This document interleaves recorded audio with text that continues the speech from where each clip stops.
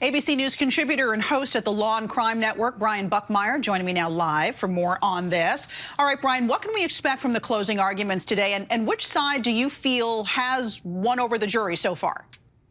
Right. So when it comes to closing arguments in California, the prosecution gets a bit of an advantage in that they get to go first, then the defense, then they get to rebut. So far, the prosecution's already done 75 minutes of their beginning closing argument, and the defense got cut short, but they're going to continue again today. What I expect is the defense to play both offense and defense in their arguments to try to push back on the narrative of the prosecution, them being the argument that it's clear as day.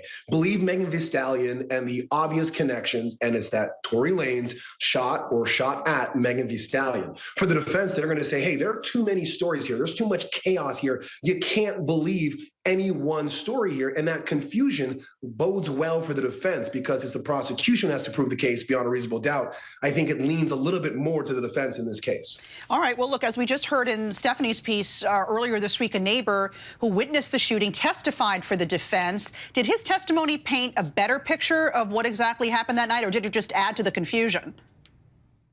I think it adds to the confusion. Better maybe depending on who you think is right in this case, because he adds another narrative that I can see the defense jumping on, where he's saying that he saw the two women arguing. He believes that at least the initial shot came from a female, and then Tory Lanez is shooting everywhere, not necessarily down at the ground, but everywhere. So a defense could jump on that and say, hey, Kelsey shot at Megan Thee Stallion, and then Tory took the gun and trying to break it apart. Or you could say that this person missaw what they saw and it didn't happen the way it occurred. Or you can jump and say, hey, him shooting everywhere, one of those shots or two of those shots or whatever it may be, we're at Megan Thee Stallion. Again, you just get another set of narratives, not really knowing one fact being more important than the other.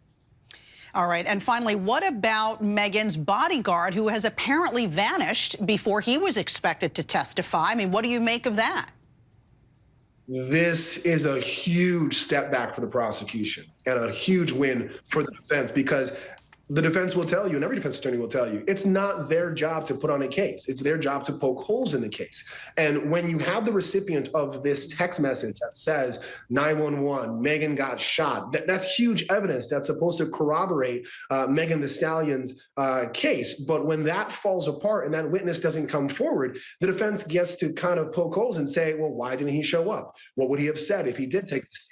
And it really pulls apart at the prosecution's case when they promise so much at the beginning. Brian Buckmeyer, thanks so much for joining us. My pleasure.